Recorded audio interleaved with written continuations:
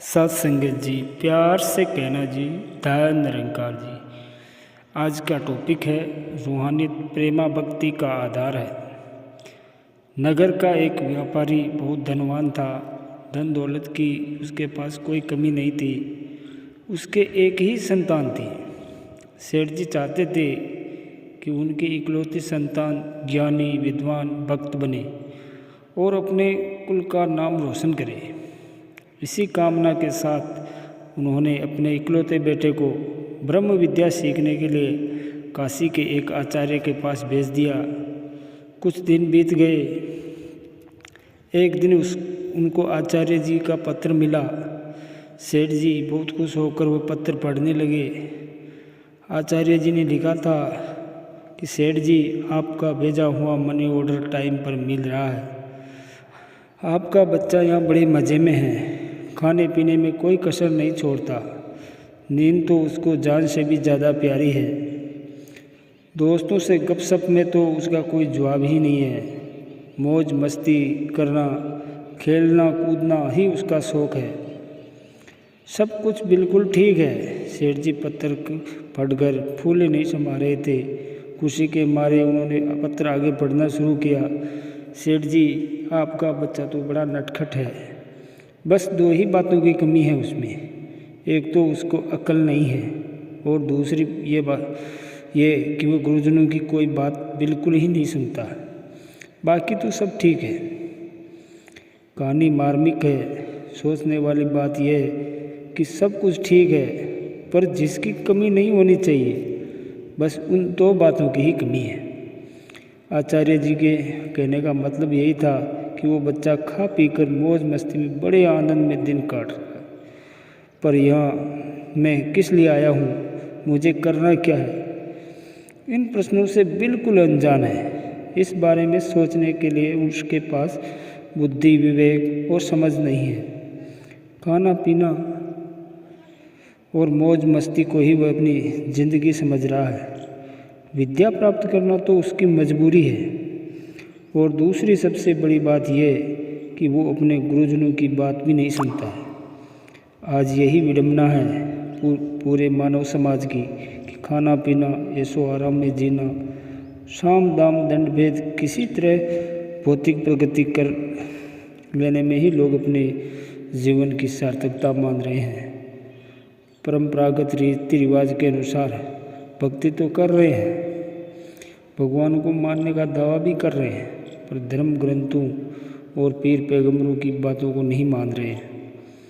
यही तो विडंबना है कि भगवान को मानने का दावा करने वाले उसके बंदों को नहीं मान रहे हैं, उनसे प्यार नहीं कर रहे हैं, उल्टे आदमी से नफरत कर रहा है, पुरजोर वैर विरोध अन्याय अत्याचार कर रहा है।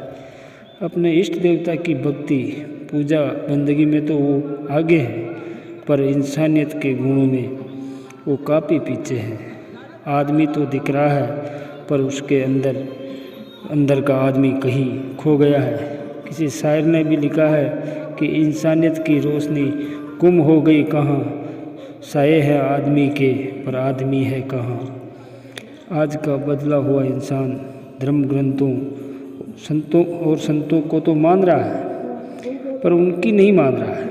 सभी संतों पीर पैगंबरों ने धर्म ग्रंथों में लिखी हुई सारी अच्छी बात वाणी और लेखनी द्वारा जन जन तक पहुंचाने का काम किया है। इतिहास साक्षी है कि जिसने संतों की बात मानी है, उनका जीवन संवर गया है।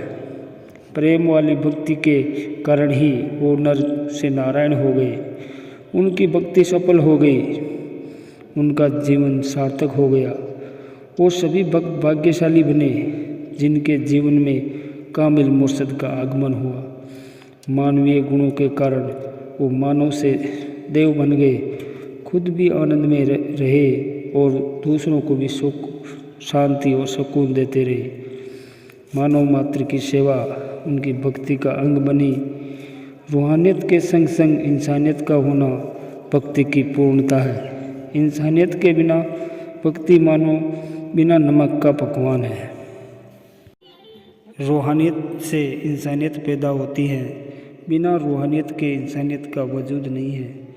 रूहानियत जागृत कर सतगुरु, पीर, पैगंबर, संत, महात्मा इंसान को रूह को रोशन करते हैं। ये आत्मा को परमात्मा का दीदार कराकर आनंद की अवस्था प्रदान करते हैं। रूह है तो रूहानियत है। रूह सोई हुई है या हजार बंधनों सैकड़ों आवरणों में ढकी है तो रूहानियत भी प्रकट नहीं है।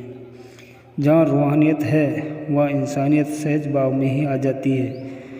कई बार कह दिया जाता है कि फला व्यक्ति भक्त तो है लेकिन उसमें इंसानियत नहीं है। फिर रूहानियत की चर्चा करने से क्या लाभ?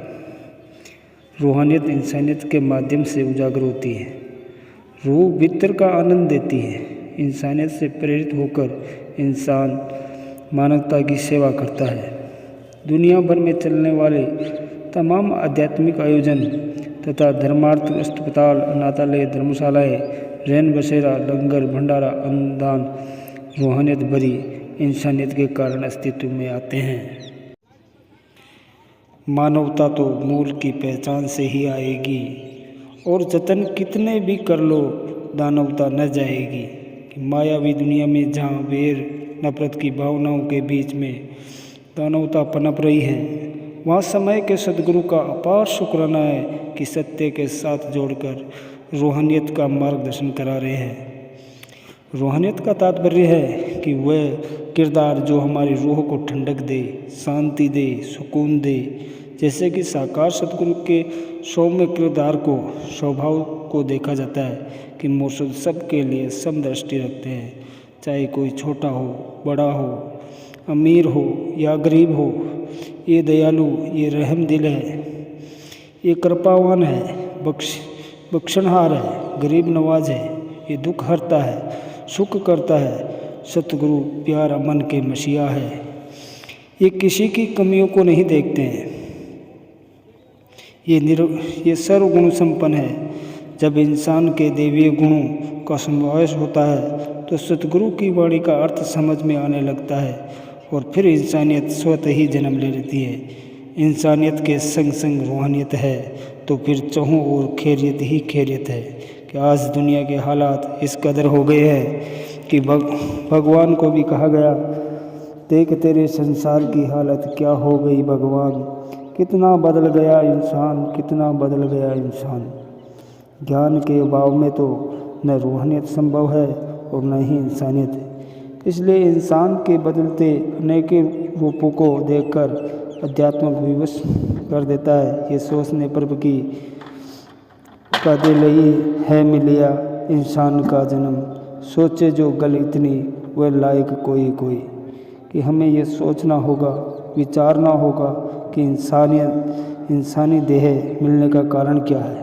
आखिर ये सरताज योनि मिली क्यों है, इसका लक्ष्य क्या है। ये जिज्ञासा रूपी सवाल मन को सत्य से जोड़ने का कार्य करता है और मन ज्ञान की ओर, सतगुरु के चरणों की ओर समर्पित हो जाता है कि सतगुरु ने अलग की लगता कराकर आध्यात्मिक मार्ग से जोड़ दिया है। बाबा हरदेव सिंह जी महाराज ने अपने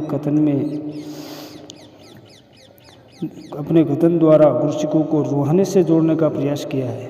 विविध रूपों में ये कहकर, कुछ भी बनो मुबारक है पर पहले बस इंसान बनो। मानव को मानव हो प्यारा, एक दूजे का बने सहारा। मानव की कद्र करे दिल से, मानवता खिल उठे फिर से। प्यार सजाता है गुलशन को, नफरत वीरान करे। एक उम्र भी कम है प्यार के लिए। जब रूह परमात्मा से एकमुख होती है तब हर एक में खुदा का नूर ही नजर आता है। मानवता हमारा फर्ज है तथा हम हर मानव से प्यार करे वाली भावनाएं को प्रबल हो जाती है। जब रूह रानी अपने परमात्मा से भी इस हकीकी के साथ जुड़कर भक्ति में सरोबार होकर कहती है, जो तुध भावे साही बलिकार। कि अपने मुर्शद की इच्छा में रहना, रजा में राजी रहना। जो तुमको हो पसंद वही बात करेंगे। अगर कामिल मुर्शद को रूहानियत और इंसानियत वाले गुण पसंद है तो वही गुण अपनाने का प्रयास करें। संतमति को धारण करके सुंदर हम व्यवहार करें। कई हर देव मिलवर्तन के मिलवर्तन से सुखमय कुल संसार करे। गुरुमत को धारण करके हम स्वयं भी आनंदित हो और कुल संसार को भी रूहानियत से महकाए। ऐसे ही अनेक संत मिशन में भी हुए हैं जिनके जीवन से मानवता और सत्यता की शिक्षाओं की झलक प्राप्त हुई है। रूहानियत और आनंद की अवस्था है जिसके जीवन में आ गई, मानो वो जीवन आध्यात्मिक रूप से बलशाली हो जाता है। नर रूप में आप नारायण बन जाता है। सतगुरु की शरण में आकर भाग्य उदय हो जाता है। साथ संगत जी, प्यार से कहना जी, धन निरंकार जी।